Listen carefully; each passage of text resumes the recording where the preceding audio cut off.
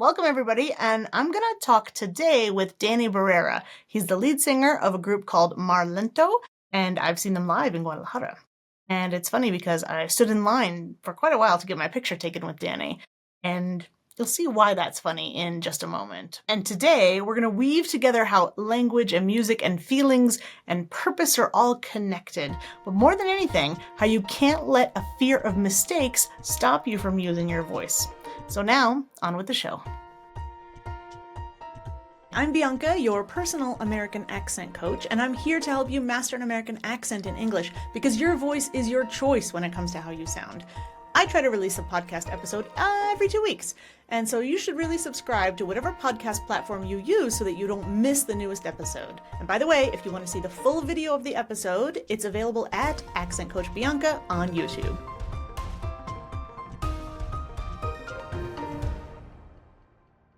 Well, welcome everybody. It's so nice to have you listening today. I want to introduce you guys to Dany, who is not just a friend, but I consider a family member because since I've been in Mexico, his family kind of adopted me. And it's really funny because, I knew him for a few years before somebody said, "Hey, do you want tickets to this concert?"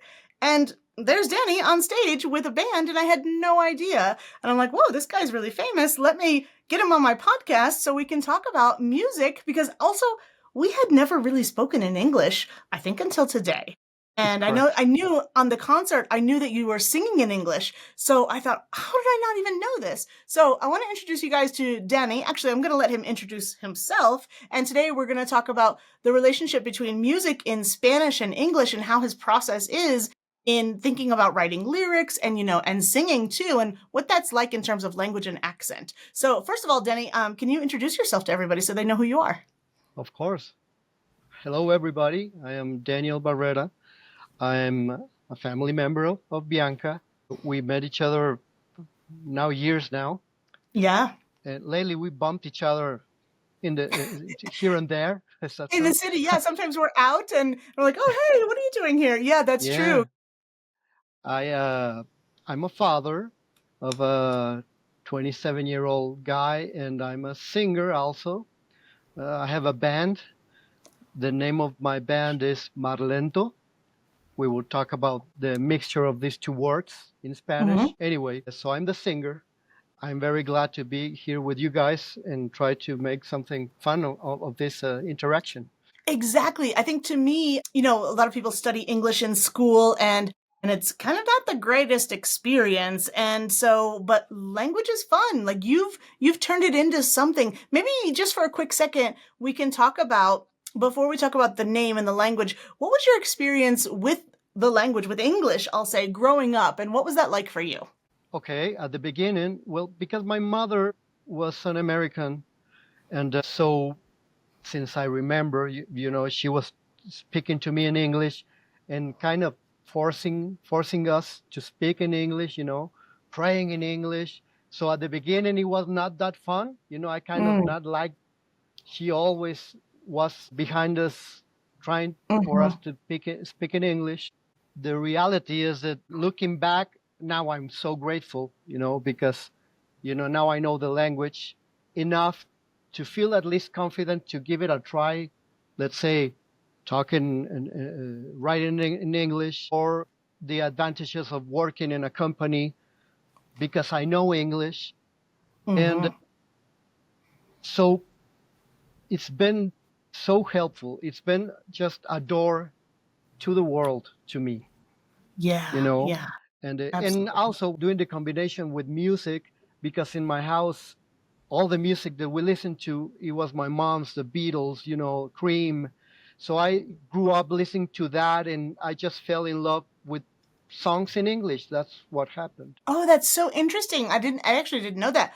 And also being where we are in Mexico too, there's a big mariachi tradition, right? There's a lot of very strong Mexican music culture, and you had both. So it probably influenced you.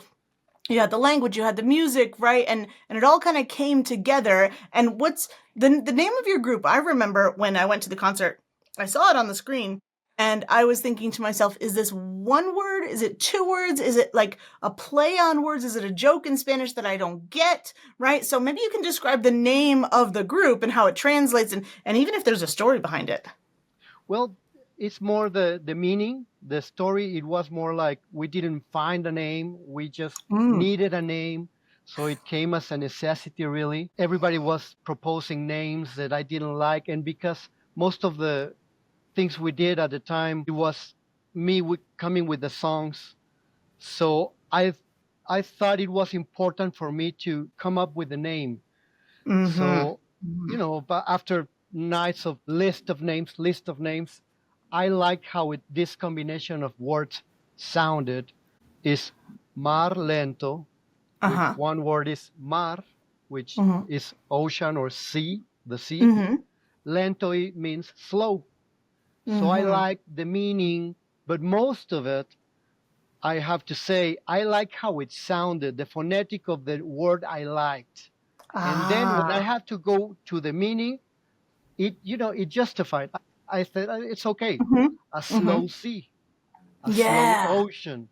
And it Mhm. has to do with the kind of music I like to do. That's how Yes. I said, this is it. Mhm. This is the name. Mhm. But first of all, I like how it sounded. Ah, that's Marlento. so important. Yeah, exactly. Like you have to kind of connect, I think, with the sounds of things, you know. Like I don't know if you're naming a child or a business or something like that. Like you have to enjoy, you have to like it, you have to make sure it rolls off your tongue really well. It's not difficult to pronounce, you know.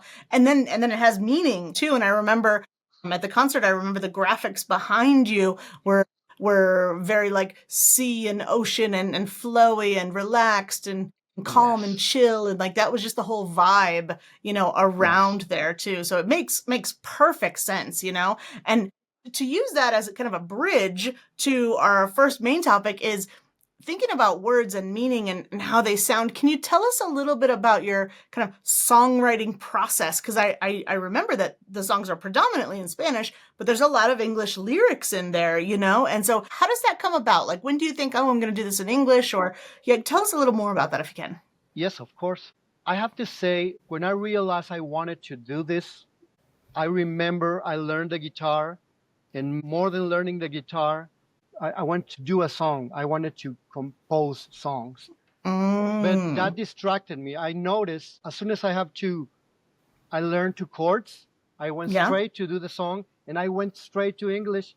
And the reason is, since I remember, I listened to music in English because in the house we were hearing that. Then because my mom was talking in English to us all the time, I I end up knowing the language. What I'm trying to say is I could love the language and I could love the songs and I could be Mm-hmm. interested in songs and doing them. That's a lot of different things. But then I could have not learned or know English, and I have to go look for something else. But Mm-hmm. what happened in my case is that by the time I realized I want to do music, I went straight to English because that's my interest in focus on all the time, very Mm-hmm. organically. I never felt that I chose, should I do it in English or in Spanish?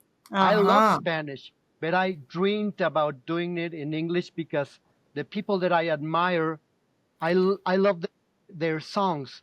So Mm-hmm. I want to do that. I want to try to do that. And I think I know enough English to give it a try. That's how I felt, I remember. Mm-hmm. It To just give kinda it a came out try. that way. Yeah, it Yes, sounds like it just happened that way, and you said you learned some chords and stuff. How old are we talking now? When did you start this, like, learning guitar and starting to compose your own songs? that's an interesting question for me because usually people start very young, and I was already 25 almost. I was very old. Mm. And here comes a little story that I remember. I remember loving music since I was 9 years old, and I had my first Kiss album because a neighbor gave me this Kiss album. I don't know why Mhm. it came to me, but he gave it to me, and that's where it started, no?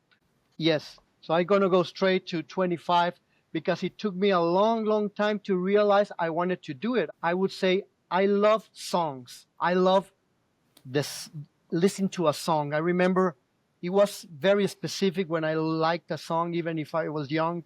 It was listening to the songs. It was not just a general music thing. It was I like this song and it was important to me. So the first I remember that I love this so much it was with Depeche Mode. Okay. Oh, And yeah, I remember what them. I'm trying to say is in Mexico, everybody was or either playing a guitar or the drums. It was a very rock and roll thing, but I didn't even imagine how Depeche Mode do their music. You know, it was synthesizers, so it was never a thing like I'm gonna do this. I had no idea that it was possible, so it never Mhm. came. Mhm. So it took me so long that by 25, I remember that I moved to Seattle and I was there by accident because some friends lived there.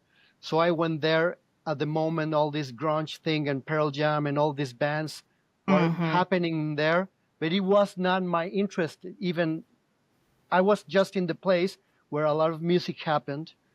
And then I learned the guitar and then I realized I'm going to stay here.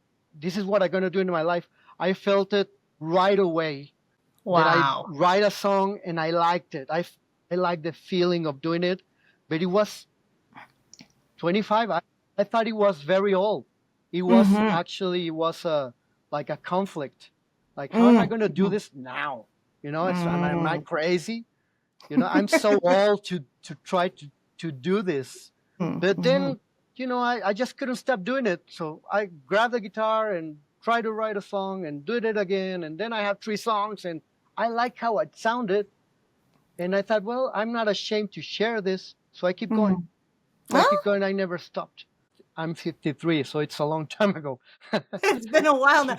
Yeah. Yeah, more than half your life now. Yeah. Finally, you're like you can say like, okay, I've been doing this for a while now. And that makes me think, okay, I was looking at this the wrong way because I thought, there's so much Spanish in there. I thought that the English was more of like it was more of like an accent. Like, oh, I'm going to throw in some words here. But really for you, it feels like it's more rooted in English. So Yes. now, talk to us a little bit about like the Spanish part of the lyrics. Maybe is that because of the band? Is it because of the audience? That kind of thing. And then we'll talk about the phonetics and things like that. And we'll talk about like how you feel about those things. Okay. Well, actually, I don't think I have lyrics in Spanish. Mm. Everything's in English. Oh, everything. I tried it because my band kind of invited me to you know why don't we try it in Spanish? We can something could happen in our country and I said, well, of course, let me try it. But when I tried it, I would love to do it in Spanish, but then I realized it was never my dream. I never dream of doing anything musically in Spanish. My interest is in this specific zone of bands, mostly from Europe. I don't know why. Mm-hmm. You know, Hmm. sometimes I feel maybe in my other life I was somewhere there because it's a very specific interested in, especially in the bands from England and Belgium. I just love that music. I don't know why. I just feel an attraction and I Uh-huh. love it. Yeah. But I'm not trying to pretend that I'm a Mexican and I love being here and I love my country. I felt very honest that I'm going to give it a try because I love this. You know, Mm-hmm. and then I tell the guys from my band, you know, I don't feel it. I don't feel like doing it in Spanish. I struggle because everything I heard in my life, mostly 80%, it's in English. So when I try to Mm-hmm. do it in Spanish, it comes the challenge. I I don't like how it sounds in me. I Oh. don't feel I don't feel comfortable because I Mm-hmm. feel that I'm trying very hard to make it sound, and I don't feel that it's me.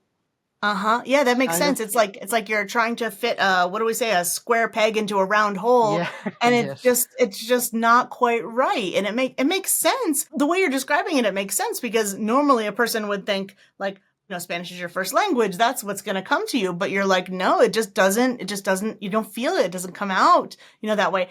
And you said, "Okay, let me give this a try." And still it just didn't quite mesh the way that it wanted to come out. And you said, which I love, it's a very niche, it's a very small, specific kind of music, right? Which is amazing because either you love it or you don't. That way you can find like your really true fans and you know what clicks for you and what Yes. doesn't. And there's something else you said that I think is interesting for our listeners is that this idea of I wasn't ashamed to share it, right? I feel more comfortable in this language. And that's something that a lot of people will tell me too when they're speaking English as a second language. They're like, I'm just not as funny as I normally am, or my jokes don't like land in the same way. So it's partly like that level of comfort, that feeling that we have, that confidence that we have can make us really just so much better and so much more willing to try. Because one thing that most people will not do is just record themselves so they can hear how they sound. So I Oh, imagine, I imagine yes. you've done a fair bit of that. You've heard yourself, you've heard recordings of yourself. So maybe that can be a way for us to talk about the sounds, the vowels and the consonants, and when you're listening to yourself in English and singing, what do you get from that? How does it sound to you, right? Do you think, oh, I got to do another take for that? Or let me rewrite these lyrics so that it flows better? Like when we were talking about how the name kind of flows nicely. What are your thoughts on the specifically the phonetics, the sounds, I should say pronunciation, the sounds of the vowels and the consonants? Can you tell us anything about that? Yes, I'm going to try to put it in words because I thought about it. And when I knew we were going to talk about this, I thought about it more. Mm-hmm. But let's say I'm singing a song in the studio and I'm recording it. And of course, I hear myself and I know that I'm aware that it's not perfect. So I stopped trying like forcing the pronunciation. So Mm-hmm. because I'm afraid it may look phony. So I Mm-hmm. just try to be me and do it the best that I can. But with that in my mind, I feel that it translates in that feeling, you know? I Mm-hmm. know that if you record something with your heart, you can hear that. And if you record it phony, you can hear that. Oh, It just that's so. transmits. So I really have to think and I'm going to do my best. I Mm-hmm. know that my English is not perfect, but I think that my story and my lyric and my work will Mm-hmm. speak up. And I feel confident enough to give it a try. And after 3 or 4 takes, I say, well, I feel Mm-hmm. comfortable with this. So I let it go. Then going back to the technical, the vowels and when you were, what you were asking me, I feel that in Spanish, the language is more sharp, you know, it's Ah. abrupt, it's sharp. The Mm-hmm. pronunciation is just as, the word is just as it sounds, no, Mm-hmm. Marlento. And you can hear the R very Mm-hmm. sharp. And in Mm-hmm. English, it's like the corners are rounded, you know, like soft. Oh. It works better with melody. This That's is how, really interesting. I bet nobody's really thought of this. Anybody who's listening to this, because when I think of the pronunciation in Spanish versus English, generally I'm thinking of the spelling, right? And when I look at the spelling in Spanish, like it's transparent, it's clear. If there's an R, you say an R, right? It's really kind of an easy language to yes. learn to speak. My trouble is that I'm coming from English, and for example, in English we have so many vowels. So when I read something in Spanish, my spelling brain kicks in. I say, oh well, this is an E and an A, so this is how I'm supposed to say it. But no, in Spanish you just follow the rules. There's like five vowels and that's it. My problem is I have to kind of reduce my vowel inventory, right, in Spanish. But no, I just keep saying all the vowels, and so I know that's part of why I don't sound, like I'm from here. And people will ask me, oh, where you're from. But what you said, I think, is probably the most important thing, which is it's coming from the heart. And you say, mistakes don't matter. Who cares? Good enough. Like if you're editing a song or I'm editing a video, I'm writing a script or something, you're like, I can always make it better. I can always make it better. I can always make it better. But there's got to be a point where you're like, good enough, right? This is good. I'm comfortable enough with this to put it out there in the world, like mistakes and all. And somebody might say something because there's always somebody out there who's going to say something. Yes. But the point is that you had the heart to do it. You had the courage to do it when so many people don't. And that's super, super powerful. And the other thing that you mentioned was like how you kind of think of this sharpness versus this roundness, right? Like, for Yes. example, let's take the letter T in Mm-hmm. English. And when the T is at the end of a word, we have a lot of variation, right? I can say t, or I can do what we call a flap T, right? Like in the word water. I can Mm-hmm. do a T that what we call is unreleased. So I can kind of make a T with my tongue, but I don't let the air out. Or sometimes we have this thing we call a glottal stop. For example, if I say mountain or don't, then it's got that to it, right? And so I think when you described it as having kind of a roundness, there's like a flexibility almost in English that you don't get with Spanish, and maybe that lends itself better to like your either your kind of music or how you write it or how it comes to you, and how you mix it up. Would you say that that's accurate? I think it's very accurate. I notice all the time because in Spanish, the words, if I have an idea and the words are kind of, there's a lot of words for this idea. So my line goes so long, and in English, I can say 4 words, and the idea goes through, and it blends with the melody very, very softly.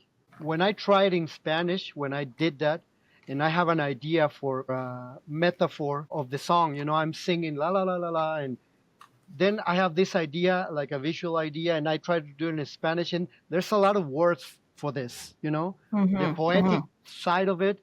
It gets complicated for me, and then if I try it in English, less words, same idea, more softness for the melody. That's how I. Yeah, yeah. How you're describing the softness is maybe like the so if we're talking about, oh, to you the Spanish kind of sounds sharp, but then the melody's soft, that doesn't quite mix together well, right? So I think what you're saying is that the flexibility and the rounded edges of the sounds in English kind of go better together with the music behind the words, maybe, and maybe the melody, right, and the Yes, rhythm and things like that. So that's why yes, that's why it might sound better, like a better mix, right? Otherwise, it might sound like disconnected in a way, you know? correct, correct. And then Mm-hmm. this will bring me to the little explanation about this has to do, in my case, the why I'm doing it in the lyric to the music, because a lot of songwriters may start with the writing. They do the writing, then the music. Is less people that do that. I'm more of the ones. Is first is the music, then I Mm. have the melody, and I have to match my lyric to that music in the first place. So I'm kind of giving more respect to the melody, and my writing has to respect that melody. Mm-hmm. I don't want the lyric to be the protagonist.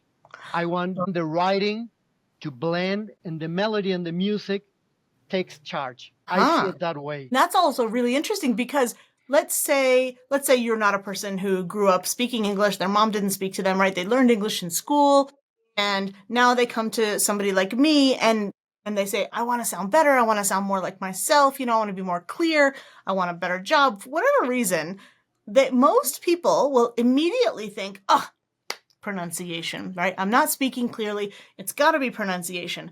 But there are other people who realize that, maybe if I work on what we call prosody, like when you say melody, for me it's prosody, maybe I need to Okay. work on my rhythm in English or my intonation in English, right? Or my syllable stress. And that's the music behind the language. So Yes. very often what people don't realize is you can make a lot of pronunciation mistakes, but if your melody is good, right? People will still, at least Americans, will still pick up on that because they hear the music behind the words. For example, let's say you're watching TV and the TV is really loud, or your neighbor is watching TV and the volume is up really loud, and you can hear the neighbor has the TV on. Well, you can kind of tell, like, is it a fight scene, right? Is it a romance scene? Is it comedy? You Yes. can you can hear that background noise and you can get a really good idea of what somebody is trying to say, even if the words aren't perfect. So that Correct. yeah, that goes back to what you were saying earlier too. And a lot of people also don't realize, so there's pronunciation, there's prosody, and then there's things like breathing and breath and where do I pause, and oh my god, American English, guys, you have all this connected speech, where am I supposed to breathe, and they kind of run out of breath sometimes, right? Which Yes. I assume is the same in the music, right? So if you're doing the music first, you probably already have the pauses, and that means you know how to do the middle. Yes, and just following to what you say is because following the music, that's the fun part of my process in songwriting. I get to choose those words. I have the idea, no? I usually have this visual idea, so the guy is running down the street, whatever. But how I gonna say it? and it has to match the phonetic to the melody. So I can choose words, and I love that. Oh, this word works better than this, and I try it with this, with other different words, and then I found one that is maybe not very common, but it works, and and the story Exactly. is Oh, that's a really good. good point too. Now we're talking about really vocabulary too. Like, what's just the right word I want to use? Because a lot of people who learned English as a second language in school, right? They're like, oh, I need more academic words. I need fancy words. But they don't also realize that there's a difference between fancy words that nobody uses and the perfect word for this situation, or maybe Yes, even an idiom or something like that. And they don't realize that, like, it's not always about more. It's always about better, right? And how can I yes, communicate better in this way? yes. And I think songwriting and music is a really great example of like distilling everything down to just what needs to be there, right? To make the perfect thing. If that makes sense to you. It does make sense. I think I take very seriously to be responsible of what I'm writing, and if I nail it, and I think, oh, this is a great line, and I like how it sounds, and then I finish the lyric, let's say, but I feel a great pleasure in having to choose and being responsible that this lyric can help someone. You Mm-hmm. know what I mean? So I Oh take it yeah. very serious, the language. That's when I justify that I know my language is not perfect, but I know I can do it better in the recording because I can repeat until I get it. Mm-hmm. But then, because I take very seriously that what I'm writing respects the language, and if it's going to traduce to somebody and can read it, and you are a Native American and you can read it, this guy accent is weird, but the line is beautiful. Mm-hmm. Mm-hmm. Okay, he's not saying it right, but this line justifies.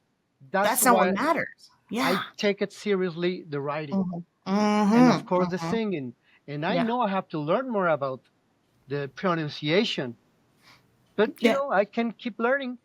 Exactly. I'm gonna keep That's doing such a it. good point. Yes, like for example, me in Spanish, right? I make mistakes all day long. I am here to tell you. But like if I'm on the bus, can I get off at the right station? Sure can. So I did my job, right? And so I'll learn more as I go, and I'm not afraid to try, and get it Right. wrong.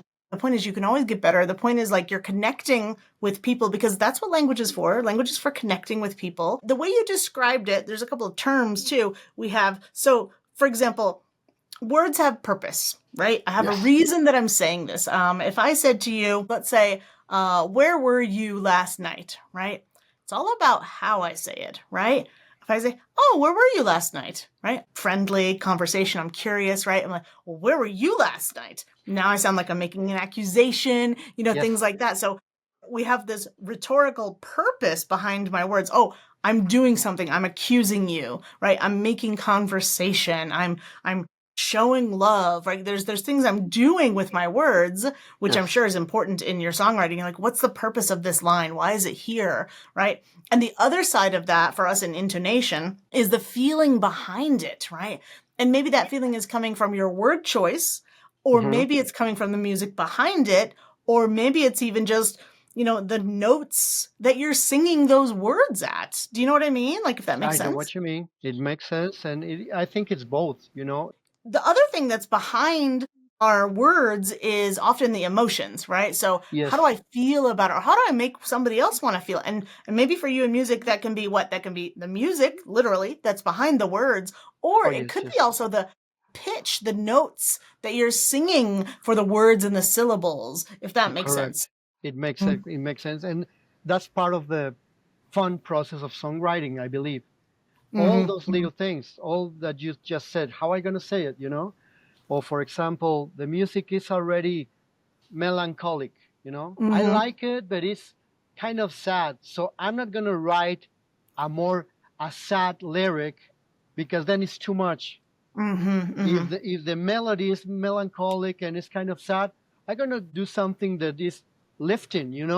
So it has a good balance, Mm-hmm. like good songs. I don't know. It reminds me like Every Day's Like Sunday from Morrissey. You Mm-hmm. know, Mm-hmm. Yeah. they Love sounds Morris. very very nice on a Sunday, Then you check out the lyric and you found the funny part and the sarcasm, and I love that combination. Uh-huh, uh-huh. As long as I didn't know what he was saying, it was so nice the Sunday. And then I see the black humor he uses. I thought that's genius. That I like those things possible with language. How you can play with it, exactly, right? Yes. So if we're talking about like, okay, actual music, right? You're like, here's a song by Morrissey. Imagine if you had only the lyrics in front of you and you didn't hear the music in the background. You would maybe think one thing. Yes. Opposite, maybe you heard just the music but not actually the lyrics. Maybe you could turn those down somehow, like in a karaoke version, let's say, right? You might have two different interpretations of what the song will be. And that's Yes. exactly what I think we mean when we say, like, it's not what you say, it's how you say it. Forget about pronunciation, but it's about the delivery, right? And how we can Yes. play with those things. For example, we can take a line and we can say, like, I didn't take the phone. I didn't take the phone. I didn't take the phone. I didn't take the phone. I didn't take the phone. Boom. We can have so many different options, just in that. Yes. And for you, that could be syllable stress is longer. Maybe you hold the note longer, right? Yes. Maybe you have a rest or a pause. There's so many things I think you can play with in music, just like you can play with in your speech. And a lot of people don't realize that, right? They just kind of speak like a robot. They speak very mechanically. And then, of course, you can't express yourself if that's the case, I agree. I agree. Yes. Yes. Yes. And it happens a lot with me. Like I said, I think this is the fun part. Anybody who writes lyrics, this is the fun part. I think even in any language, the way you say it, sometimes you are just humming, and it can be angry hum, or it can be a nice hum, like a smile kind of, So it's There's very something interesting. behind there. Yes. Ah, Yeah. totally, totally, totally. Is there anything Yes. that you feel like we missed that you want to make sure to put in there?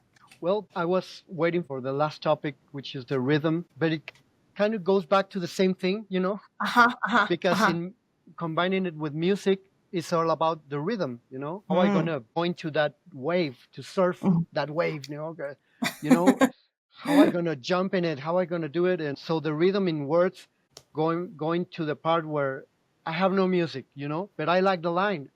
I love this metaphor, I have to make it. It has to make it into a song. And the only thing I have when there's no music around and no guitar is the rhythm, Is that jumping, or is that rhythm that it's gonna impact whatever I'm gonna do in the guitar. And the meaning of that line, if it's an angry line, it's gonna end up in a punk rock song or whatever. And if it's a nice, loving metaphor, well, maybe it's gonna be a slower rhythm.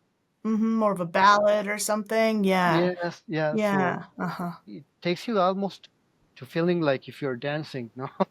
But I know the rhythm and the language is very different of what I'm trying to say, but I don't know how to put it in words. Maybe you can help me there. Well, I was gonna say words and language are so amazing, but they're also very limiting because I have all these thoughts and feelings in my head, and we just don't have enough language sometimes, right? You're always looking for that perfect word or whatever, and sometimes it doesn't exist. So being bilingual, for example, gives you access to both of those. And sometimes you say, yeah, that doesn't really translate. Or I imagine, speaking about rhythm, like the language, Spanish versus English, right? Spanish is what we call a syllable stress language, right? And the syllables are all pretty even.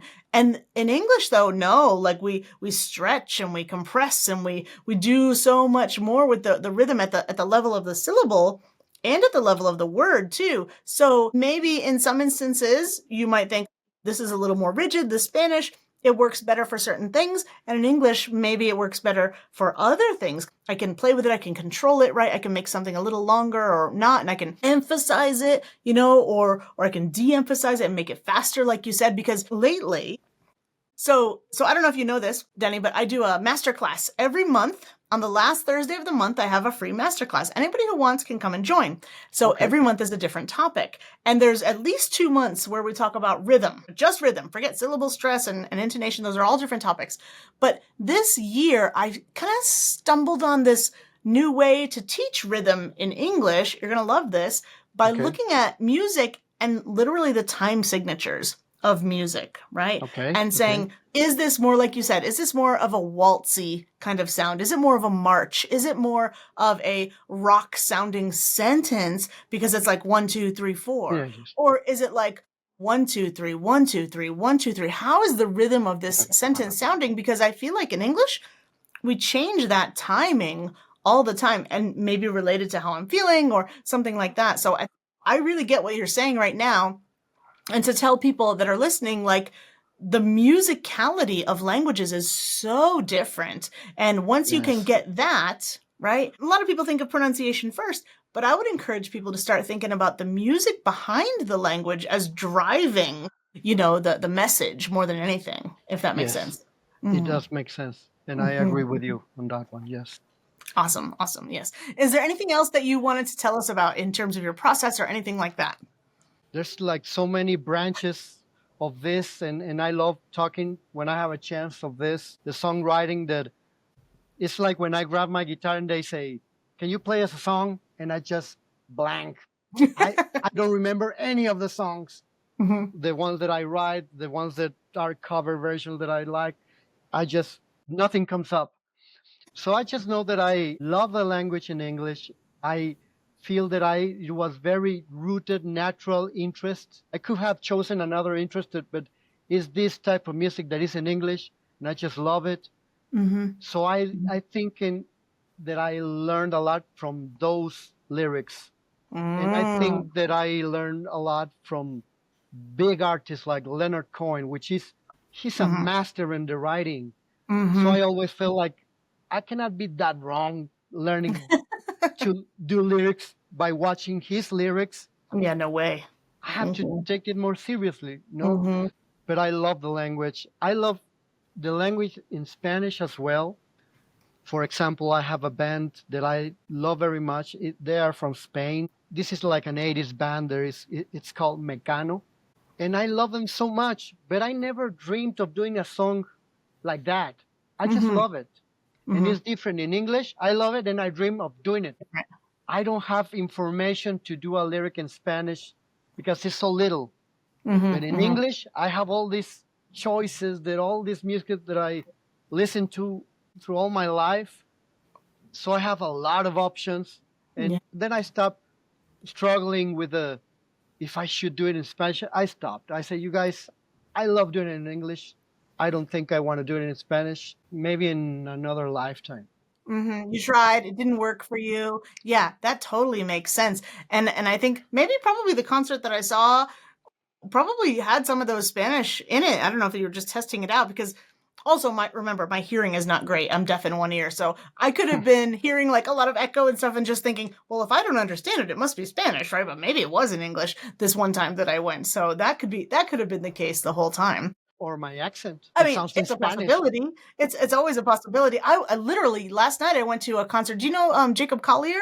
Have you heard of him? No, you told me, but I don't know who he is. No. Yes. Yeah, I mean, he speaks British English, small stage, and still I couldn't understand a lot of what he was saying. I think because of the way the sound bounces around the room and everything like that. So yeah, even in English as well, like sometimes I just don't catch what's being said, and I Yes. think like I just presumed it's in Spanish, and then I was catching a lot of lines that were in English. I'm like, oh yeah, okay, I got that.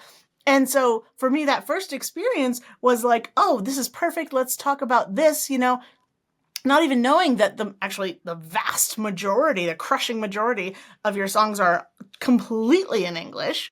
And Yes. so before we say thank you to everybody who's here, how can people find your music? Like where can we, I don't know, see it or hear it? I know you do concerts here in Guadalajara, so if people are around, we'll add the links to where you can get to the next show. But in the meantime, where can people find you?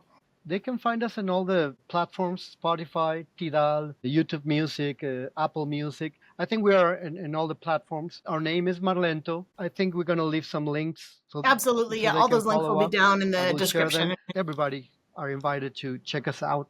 Absolutely. Like I think if our listeners are listening today, they already know your passion. It's already coming through, right? They're like, I want to listen to more things in English. I want to listen to a new kind of music, see if this specific style is for me. So I think it's a perfect opportunity to like listen to something new, So we'll put all those links down there. And what you just said, not even 2 minutes ago, I think you said, "Oh my God, I can think of so many things to say."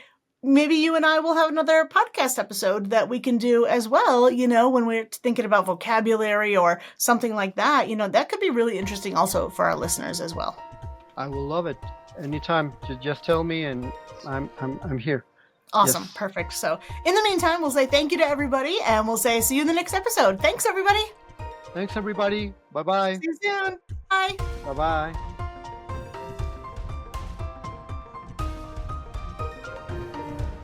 And thank you guys so much for listening all the way to the end. If that's the case, then I like to share a little story about what's going on with me lately. And it's funny that Dany picked this date to record our episode because just last night I went to a different concert of someone named Jacob Collier, who was here in Guadalajara. And if you don't know who he is, he's British and he's an absolute music genius. I mean, going to a concert of his is an experience that I would consider transcendent or even ethereal, if you want some vocabulary words there. And right now he's doing a world tour, but he's not really well known in Mexico. So it was a really small setting, and it was actually a solo show. The band wasn't there. It was just him. So if you get a chance, also look up Jacob Collier, or as we were chanting last night, Jacobo. And if you want to find out more about what I'm up to lately, be sure to join my community. It's totally free, and you can find a whole channel of behind the scenes stuff about what I'm up to. So I hope to see you there, and if not, then I'll catch you in the next episode.